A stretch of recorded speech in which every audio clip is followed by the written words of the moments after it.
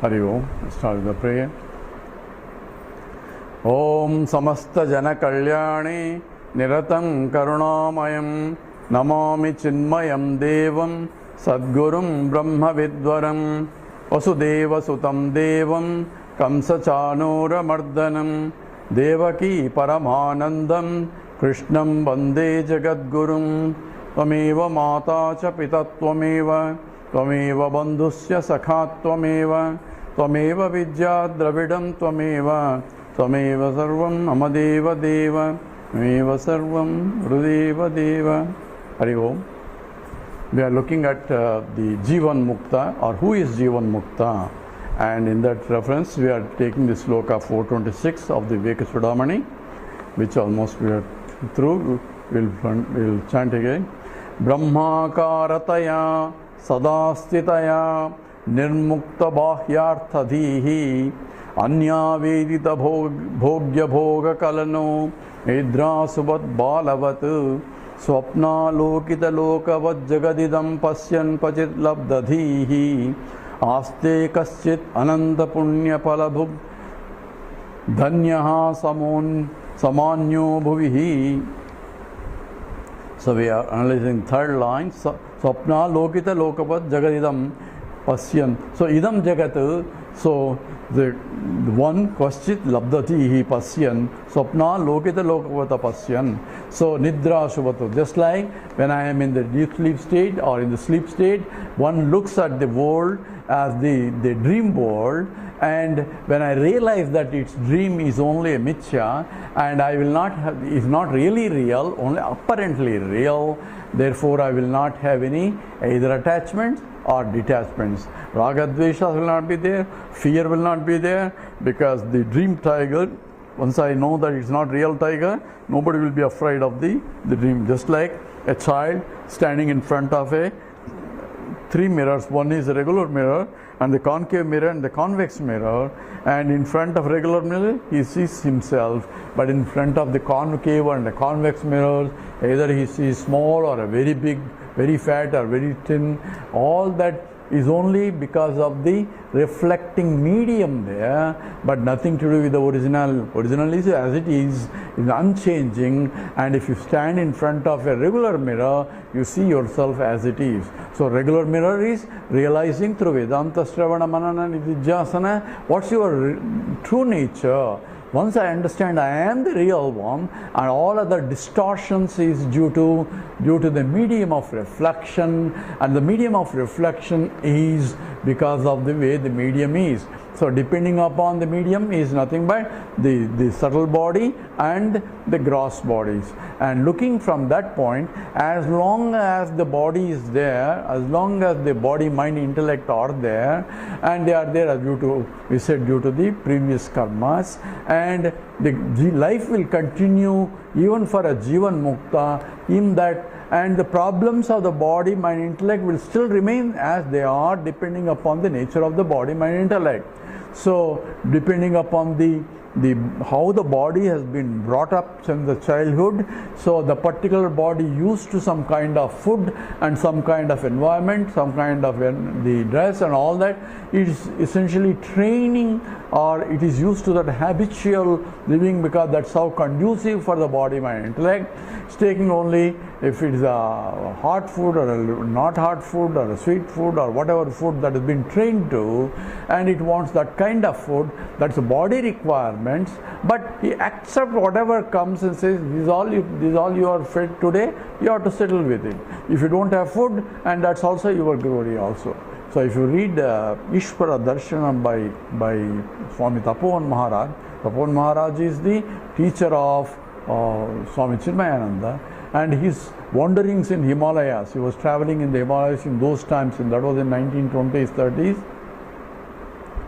And when he was going and he got lost in the forest, He doesn't have anything because he was a real sannyasi. He was not carrying anything, and there were gundas at that time wanted to rob even sannyasis also because they don't have even that also. That's why they want to rob.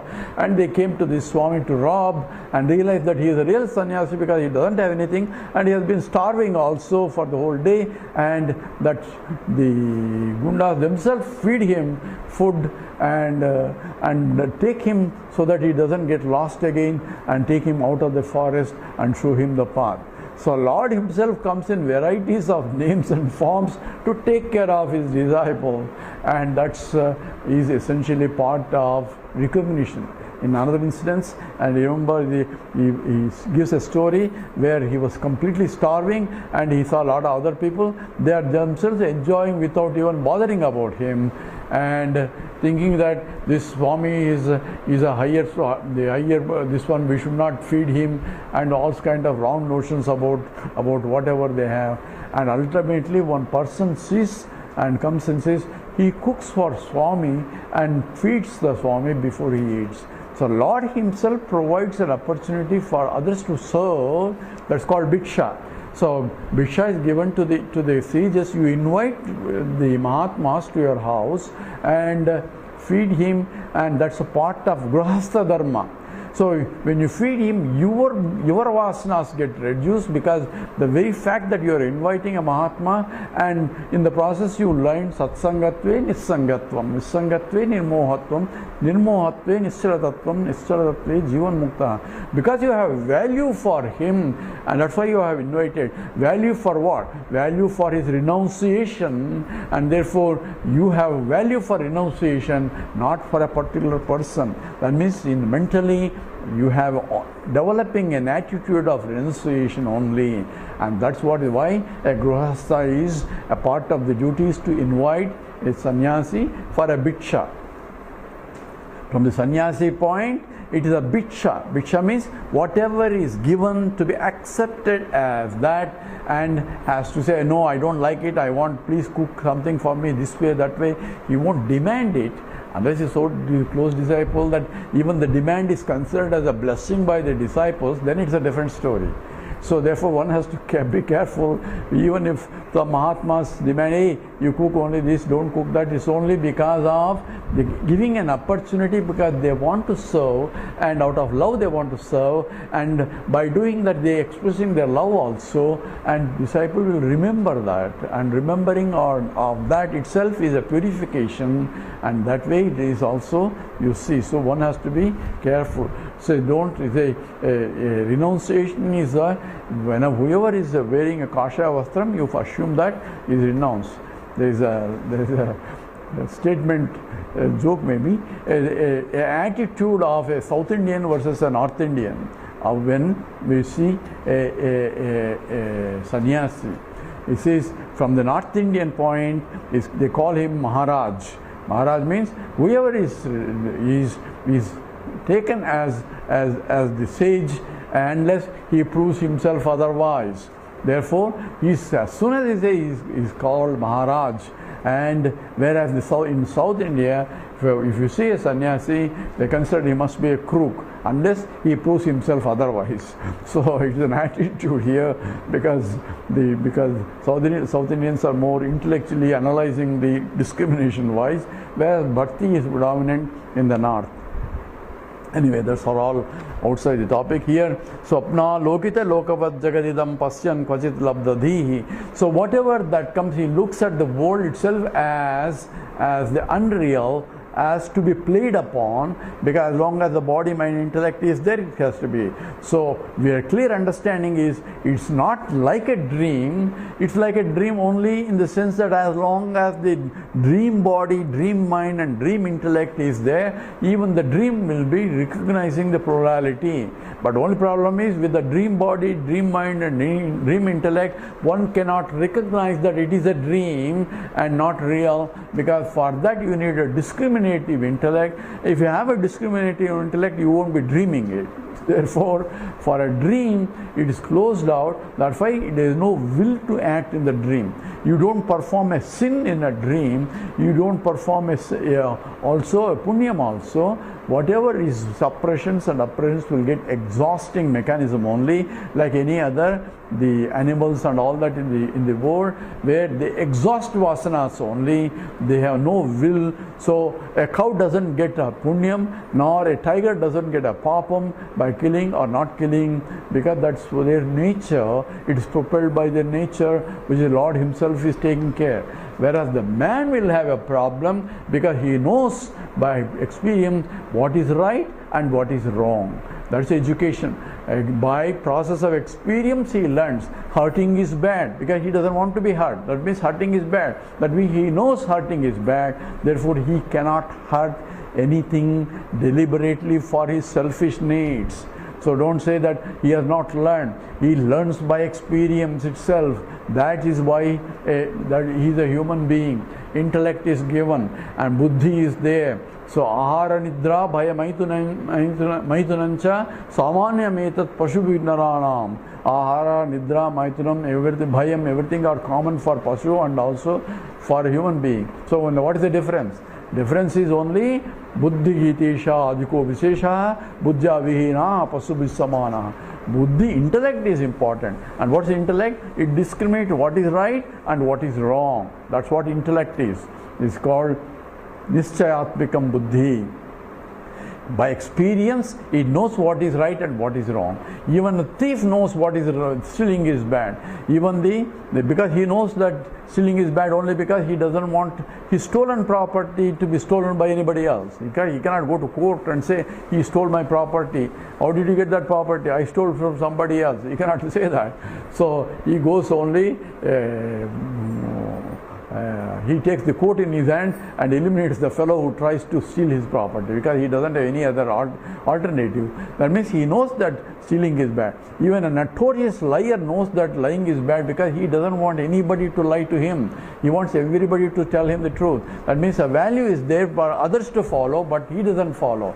That is where the sin is. That means intellect knows what is right, but mind doesn't want to follow. Whenever there is a divergence between the mind and intellect, that's what is called sin. But here, as long as the body, mind and intellect is there, you will be perceiving the plurality. Transactionally, you will be seeing all that there is. A jnani is different from ajnani, all that in the transactional world only. Because jnanam, ajnanam, everything is only in transactional level. So a student is still student, a teacher is still a teacher, mother is still a mother, and so on. Because when Gurudev used to tell a story, when the brahmacharis are joined in the Sandipani, and when the teaching going on, and they say Aham Brahmasmi and all that, everybody thought I am Brahman, I am Brahman. And one brahmachari goes and says, sir, what should I do when I go to home? What do you mean? What do you do? You have to, because I am Brahman and there is no real mother, there is no father and everything, then how should I transact? He says, if you see a mother, that means you are not Brahman. You are really a son. You have to treat mother as a mother, father as a mother, bank balance as bank balance. All the transactions are there. So Advaita is only in understanding, not in the action wise. Action involves transactions. That is within the Vyavahara. So the Mahatma behaves as an individual, and when he is teaching, he teaches, and the disciples are disciples. Disciples are different from the teacher. He tries to discipline so that they follow the right path. All that is required and all that is followed also. So one should not get confused because once I realize there will not be any more this jiva, because he has realized he has become Brahman. So Brahman being infinite cannot teach. Therefore there is no teacher. Therefore if Krishna is a teacher, if he has taught or not, if he has become Brahman, because everybody accepts Krishna has understood, that means there is no real teaching. The whole thing becomes false. Since there is a real teaching, the Advaita is wrong because there is a teacher, there is a disciple. Even though he understood I am Brahman, he is still a teacher. Therefore there is a duality. Duality is even though he understood. So understanding of non-duality is not really real. That is the interpretation of the Visishtadvaita about Dvaita. But from the Advaita point, transactional reality is different from understanding the absolute nature of that. So I understood the oneness. At the same time, I can differentiate at the transactional level. There is no conflict there. Just as I understand everything is fundamentally electron, protons, and neutrons. That we all understand.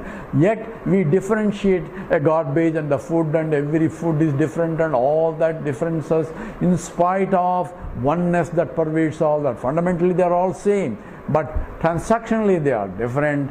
That understanding is a real understanding. So there is no problem in the perception of plurality. What is there is, we don't give a reality to the plurality as an Ajnani does. Ajnani understand that drama can go on. Drama means it's not really real. On the stage, it is acted as though real. So villain is a villain, hero is a hero, and hero may kick the villain left and right, even though they are both friends outside. So when the action is going on, he will act as a king, as a beggar. That is the scene required. In the same way, it becomes a drama. It becomes a drama on the stage, provided I remember I am an actor, I am not a villain, I am not a hero, I am not this particular role, I am only playing this role. That is the Jnani also. While playing in the transactional world, whatever the role that it is, he doesn't have to be teacher. He can be a grihastha, he can be transactionally doing. So yogaratova, bhogaratova, sangaratova, sangavihina. Yasya brahmani ramate chittam nandati nandati nandacheva. Shankaracharya says a realized soul can be, he can be yogi sitting in a Himalaya, or a bhogi enjoying that just like everybody else. Yogaratova, bhogaratova, sangaratova, sangavihina. He may be in the downtown with all the people interacting, or he may be remotely sitting in Himalayas or in Arunachala, sitting and not worrying about anybody, and only people go there, he doesn't come down. So that he can be sangaratova, sangavihina. Yasya brahmani ramate chittam. The one, his brahmani is always chittam, mind is always reveling in that. Nandati nandati nandachya. He is reveling in himself as that. That is what is where the mind is. So the mind of a jnani is all the time, he says Brahma karataya sadasthitaya nirmukta bhakyarthi. He is always in the understanding that aham brahmasmi, aham brahmasmi, aham brahmasmi, I am the totality, I am the totality, I am the totality. That akhanda akara vritti will be going up. Means and that is akhanda akara vritti in the mind only. In the mind, a vritti thought, continuous thought, that what is ahamanashabat jaham aham taya spurati hrutsvayam paramapurnasu. So Ramana Maharshi says, when this ahankara is gone or understood is not real, then I am, aham taya, I am continuously arises. That's called akhandakara vritti. I am is what? I am is pure consciousness, existent, limitless, that I am. I am not this. That thought will not be there. I am the totality. I can take the role of Vesham. So Isha Jivayoho Veshadivida Sattva Bhavato Vastu Kevalam. So from the point Ishvara is also a Vesham, and Jiva is also a Vesham, and Jiivanmukta is also another Vesham. Vesham is a costume. Costume is that which makes you look different from what you are. That's what we call a costume. So you are wearing a costume, but if you remove the costume, what is there? The essence is same, and that is called Isha Jivayoho Veshadibida Sattva Bhavato. In terms of without a Vesham, the pureness that is nothing but pure existent consciousness, Satchidananda Swarupam. That understanding is essentially what is required. And says, Swapna lokita lokavad jagadidam pasyan kvachit labdadi. Aste kaschit ananda punya phalabhu is whoever, it says essentially the statement is kaschit aste, whoever understands this, that Brahma Satyam Jagan Mithya, and everything is nothing but Mithya, and it is just like Swapna Alokita Lokavatu. When who understand it, and this is because of what? Ananta Punya Phalabhuk. He is enjoying the result of the the merits of lives and lives that I have done. That means there is no more life now, because all that punyam is now fructified, and therefore his kritakritya, the whole life cycles itself has been fulfilled now. The life itself is fulfilling, and therefore he accomplished what need to be accomplished, because there is nothing more to accomplish. Therefore, there is no more longing mind, there is no more wanting mind. Mind is already full with the understanding that I am very source of happiness. He doesn't have to run after or chasing for happiness which is not there in the world. So this is due to the Ananta Punya Palabu. Palabu is enjoying the fruits of the Phalam, Punya Phalam, that is the merits. The merits come not only in the past, but even veil the sadhana also. The very contemplation on the reality itself is a punyam. That's what essentially the Krishna talks about, where the very Vedantic study itself gives a punya phalam, even when my mind is not prepared. So even if I am adhama, that is, we talk about uttama, madhyama and adhama, even for those who come to the classes and listen the satsang, slowly it will sink in, because that itself becomes a punyam, and punyam is where the benefit will be, where he will be enjoying the benefit. That means he will be led to a teacher who can help him more, and slowly his mind gets purified, and he listens to Vedanta much more seriously and understand the significance of Vedanta, and he becomes from the tamasic to rajasic to sattvic state and slowly evolves. So he says Ananda Punya Palabhug, and Sama, the Dhanyaha, he is Dhanyaha. That means he has accomplished, and he is blessed indeed, and he is Samaha, Samanyo Bhava Bhuvihi, Manyaha, he in the Bhuvi, he is respected wherever he is. Essentially, he is a Jnani, and wherever he goes, he is respected. So if you look at the story of Vivekananda, when he went from America, people came in forward after listening, and all he talked is only few minutes of that, and people were longing to listen to him more and more. And that is essentially Bhuvihi, this is Manyaha. So he is respected everywhere. And this is, in fact, there is a sloka, Kulam Pavitram Janani Krutartha Viswambara Punyavati Chatena Apara Samvit Sugasagaresmin Leenam Pare Brahmani Yasya Chetasa. Kulam Pavitram, his whole kulam itself is purified. Janani Krutartha, the mother is blessed. In fact, several generations of Lord are blessed by having a person who has realized in the lineage. Janani Kutartha, Viswambara Punyavati Ichadana. Whole world, Vishwam itself is blessed by the presence of that Mahatma. So wherever he goes, he only propagates that, and wherever he may not go and sitting in the Himalayas or in the Arunachala, people go there and his name will spread all over the world. That's how the Ramana Maharshi became known, because people went to him and learned from them. And that's what essentially Vishwambara Punyavati Chatena Apara Samvit Sugasagaresmin, that is aparam, that is limitless, Samvit, pure consciousness, that is infinite consciousness, and Sukha Sagaram, it is the ocean of the happiness, and Asmin Line Parabrahmani Yasya Chetaha. There is one who has blessed himself, his mind, Chetaha, his mind is blessed completely or dissolved into the Brahman. Dissolved means the wrong notions are all dropped out, and a clear understanding has been established that I am Brahmasmi. Even though the statement is coming from the mind, it is the understanding with the mind, which the wrong notions have been dropped out. It is a Chidabhasa with the Chit is the one that is to be realized, called Upahita Chaitanya has to realize, the moon has to realize that the luminosity in me is due to the all-pervading, the luminosity is due to the sunlight. That is recognition, and that's what it is. There is a Videhamukti and the Jiivanmukta will be analyzed more in the next few talks.